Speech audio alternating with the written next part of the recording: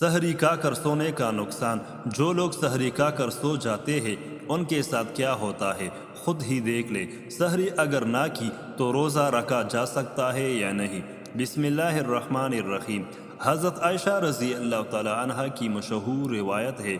ترجمہ: پھر جب مؤذن فجر کی اذان دے کر خاموش ہو جاتا اور فجر طلوع ہو جاتی، یعنی صبح کی روشنی پھیلنے لگتی، تو آپ صلی اللہ علیہ وآلہ وسلم کھڑے ہوتے اور 2 رکعتیں ہلکی یعنی فجر کی سنتیں پڑھتے اور اس کے بعد اپنی داہنی کروٹ پر لیٹ جاتے تھے، یہاں تک کہ مؤذن اقامت کہنے کی اجازت حاصل کرنے کے لیے آپ صلی اللہ علیہ وسلم کے پاس آتا تو آپ صلی اللہ علیہ وآلہ وسلم نماز کے لیے مسجد تشریف لے جاتے۔ حضرت عثمان رضی اللہ تعالیٰ عنہ سے مروی ہے، آپ صلی اللہ علیہ وسلم نے فرمایا،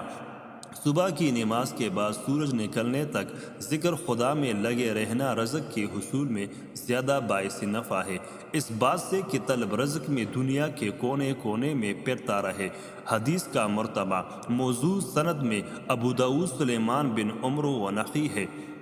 سیدہ فاطمہ رضی اللہ تعالی عنہا بیان کرتی ہے، میں صبح کے وقت سوئی ہوئی تھی کہ رسول اللہ صلی اللہ علیہ وآلہ وسلم میرے پاس سے گزرے اور آپ نے مجھے پاؤں سے ہلایا، پھر فرمایا، اٹھو، اپنے رب کی طرف سے رزق کی تقسیم میں شامل ہو جاؤ اور غفلت شعار لوگوں کی عادت اختیار نہ کرو۔ اللہ تعالیٰ طلوع فجر سے طلوع آفتاب تک لوگوں کا رزق تقسیم کرتے ہیں۔ حضرت انس بن مالک رضی اللہ تعالی عنہ کی روایت ہے، تلاش رزق کی خاطر نماز فجر سے طلوع آفتاب تک مت سویا کرو۔ حضرت انس رضی اللہ تعالی عنہ سے اس کی وضاحت طلب کی گئی تو فرمایا کہ اس وقت 70 مرتبہ تسبیح، تکبیر و استغفار کرنے سے روزی میں برکت ہوتی ہے۔ حضرت علی رضی اللہ تعالی عنہ کی روایت ہے، ترجمہ: زمین کی سطح پر کی جانے والے 3 کاموں کی وجہ سے زمین اپنی تکلیف کا اظہار کرتی ہے۔ ناحق خون بہنے سے، وہ غسل جو زنا کے ارتکاب کے بعد کیا جائے، اور طلوع آفتاب سے پہلے سونے سے۔ حضرت ابو اویل فرماتے ہیں کہ ہم صبح کی نماز پڑھنے کے بعد حضرت عبداللہ بن مسعود رضی اللہ تعالی عنہما کی طرف گئے اور دروازے سے سلام کیا تو انہوں نے ہمیں اجازت دے دی، مگر ہم تھوڑی دیر دروازے کے ساتھ ٹھہرے رہے تو ایک باندی آئی اور اس نے کہا کہ تم اندر کیوں نہیں داخل ہو رہے ہو؟ تو پھر ہم اندر داخل ہوئے تو حضرت عبداللہ رضی اللہ تعالیٰ عنہ بیٹے تسبیح پڑھ رہے ہیں۔ انہوں نے فرمایا کہ تمہیں کس چیز نے اندر داخل ہونے سے روکا ہے جبکہ تمہیں اجازت دے دی گئی تھی؟ تو ہم نے کہا کہ کوئی بات نہیں سوائے اس کے کہ ہم نے خیال کیا کہ گھر والوں میں سے کوئی سو رہا ہو۔ تو عبداللہ نے فرمایا کہ تم نے ابن ام عبد کے گھر والوں کے بارے میں غفلت کا گمان کیا۔ راوی نے کہا کہ پھر حضرت عبداللہ نے تسبیح پڑھنی شروع کر دی، یہاں تک کہ پھر خیال ہوا کہ سورج نکل گیا ہے، تو باندی سے فرمایا، دیکھو کیا سورج نکل آیا ہے؟ متعدد روایات میں ہے کہ اللہ تبارک و تعالیٰ صبح صادق سے لے کر طلوع آفتاب تک مخلوق کے لیے رزق تقسیم کرتے ہیں، یعنی جو لوگ اس پورے وقت میں غافل رہتے ہیں وہ رزق کی برکت سے محروم رہتے ہیں۔ اس حدیث سے یہ بات معلوم ہوئی کہ یہ ممانعت صبح صادق سے لے کر طلوع آفتاب تک پورے درمیانی وقت میں سونے میں ہے، اور اس وقت سونا غفلت شعار لوگوں کا رویہ ہے۔ اسی طرح سلف کے تعامل کی بھی خلاف ہے۔ نبی کریم صلی اللہ علیہ وسلم اور صحابہ کرام کا طریقہ کار یہ تھا کہ وہ جب فجر کی نماز پڑھ لیتے تو سورج طلوع ہونے تک اپنی نماز کی جگہ ہی بیٹھے رہتے تھے اور ذکر و اذکار میں مشغول رہتے۔ اس وقت میں ذکر خدا میں لگے رہنا رزق کے حصول میں زیادہ باعث نفع ہے۔ آج ہمارے معاشرے میں یہ ٹرینڈ بنا ہوا ہے کہ نوجوان رات کے 2 بجے 3 بجے موبائل، فیس بک، واٹس ایپ ان سب پر لگے رہتے ہیں، پھر ان سے صبح کی نماز بھی قضا اور دوپہر کا 12 بجے یا 1 بجے تک وہ آرام فرما رہے ہوتے ہیں، اور گھر میں ایسا کوئی بھی انسان نہیں ہوتا جو انہیں ایسا کرنے سے باز رکھے۔ آج ہم آپ کو بتائیں گے کہ حضرت علی رضی اللہ تعالی عنہ نے ایسے نوجوان کے بارے میں کیا فرمایا ہے اور کیا کچھ اس کی قسمت میں لکھ دیا جاتا ہے جو ایسے حالات کے لپیٹ میں آ چکے ہیں۔ حضرت عبداللہ ابن عباس رضی اللہ تعالیٰ عنہ سے مروی ہے کہ جو بھی انسان صبح سویا پڑا رہتا ہے تو اس عمل کو اسلام نے سخت ناپسند قرار دیا ہے کہ دوپہر کے علاوہ کسی بھی اور وقت میں مت سویا کرو۔ جسے کہلولا کہا جاتا ہے وہ دوپہر کے اوقات میں ہی ادا کیا جاتا ہے، اور یہ عمل ہمارے نبی حضرت محمد صلی اللہ علیہ وسلم بھی کیا کرتے تھے۔ کلولا وہ نہیں جس میں انسان دوپہر میں پیٹ بھر کھانا کھا کر سو جاتے ہیں۔ کلولا سے مراد وہ عمل ہے جس میں آپ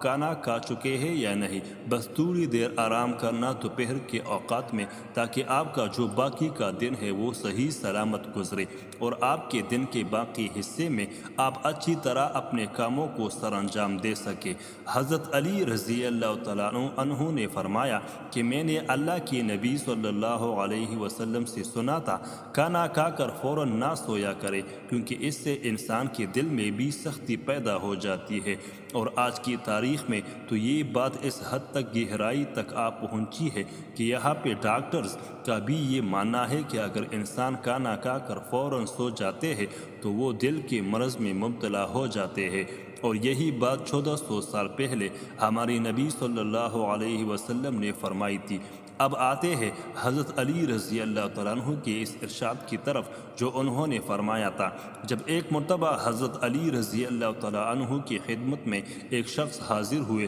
اور فرمانے لگے، یا علی، صبح سویرے جو انسان سویا پڑا رہتا ہے اس کی قسمت میں کیا کچھ لکھا جاتا ہے؟ تو جواب میں حضرت علی رضی اللہ تعالیٰ عنہ فرمانے لگے، اے اللہ کے بندے، میں نے اللہ کی نبی صلی اللہ علیہ وسلم سے سنا کہ جو بھی انسان صبح کے اوقات میں سویا پڑا رہتا ہے اور وہ فجر کی نماز بھی قضا کر بیٹھتا ہے، اور یا پھر وہ فجر کی نماز ادا کر کے سو جاتا ہے، تو جب فرشتے آسمانوں سے ان کے مقدر کا رزق لے کر زمین کی طرف آتے ہیں اور وہ رزق انسانوں میں بانٹنے لگ جاتے ہیں تو وہ انسان سوئے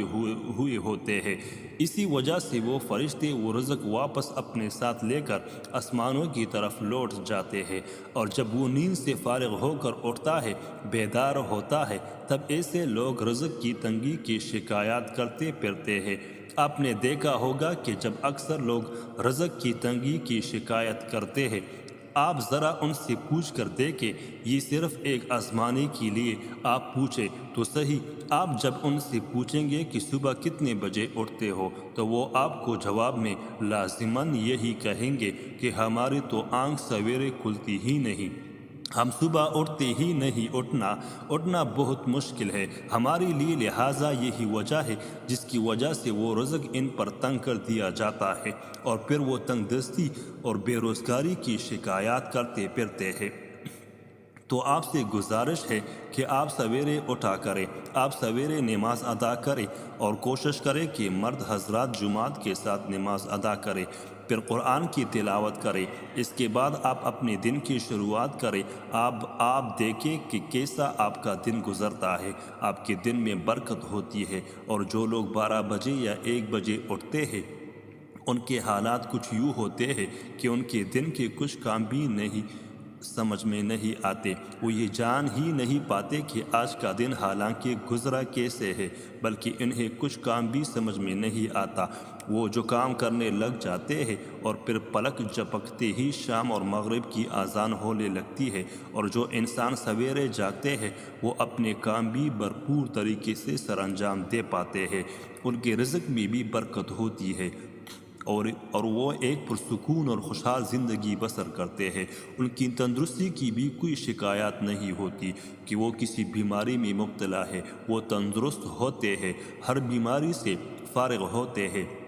رمضان کے مہینے میں انسان کے صرف کھانے پینے کا شیڈول متاثر نہیں ہوتا ہے، بلکہ سحری میں جاگنے کے سبب دن بھر کی نیند کا شیڈول بھی متاثر ہوتا ہے، جس کی وجہ سے کچھ بے احتیاطیوں کے سبب رمضان کے مہینے میں جہاں صحت بہتر ہونی چاہیے ہے وہاں پر صحت نہ صرف خراب ہوتی ہے بلکہ مختلف بیماریاں بھی گلے پڑ جاتی ہے۔ روزہ رکھنا صحت کے لیے بہت بہتر ہوتا ہے، مگر جو لوگ رمضان میں سینے میں جلن، گیس اور اس جیسی دوسری بیماریوں کا شکار ہوتے ہیں اس کا سبب روزہ نہیں بلکہ ان کی اپنی غلطیاں ہوتی ہے۔ سارے دن کے روزے کے بعد جو لوگ پہلے سے ہی کسی بیماری میں مبتلا ہو ان کی سحر و افطار میں کی جانے والی کوتاہی ان کے گلے کا ہار بن جاتی ہے۔ ایسی ہی کچھ غلطیوں کے بارے میں ہم آپ کو آج بتائیں گے۔ جو لوگ باقاعدگی سے ورزش کرنے کے عادی ہوتے ہیں وہ سحری یا افطار کے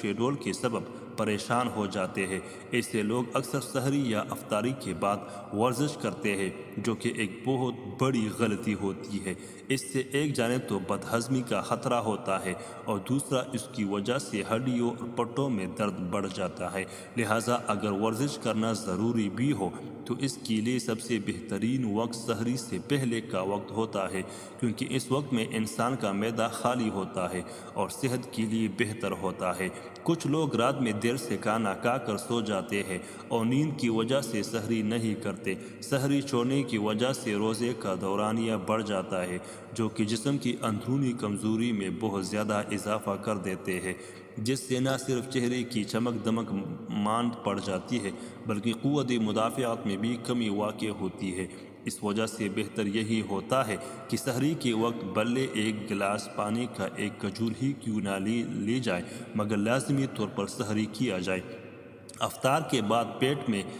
جب دن بھر کے بعد غذا جاتی ہے تو انسان سستی کا شکار ہو جاتا ہے۔ اکثر لوگ افطار کی باری بھر کم کھانے کے بعد سونے لیٹ جاتے ہیں اور ایسی ہی غلطی لوگ سحری کے وقت بھی کرتے ہیں اور کھاتے ہی سو جاتے ہیں، جس کی وجہ سے رمضان کے بعد ایسے لوگ موٹاپے کا شکار ہو جاتے ہیں یا پھر ان کی خون میں کولیسٹرول لیول بڑھ جاتا ہے، جو کہ بیماری کا سبب بن سکتا ہے۔ اللہ پاک ہمیں دین کی سمجھ نصیب فرمائے اور ہمیں نیکوکاروں میں شامل کرے، آمین۔ ناظرین، کمنٹ باکس میں اللہ کے 99 ناموں میں سے ایک نام ضرور ٹائپ کریں۔ شکریہ۔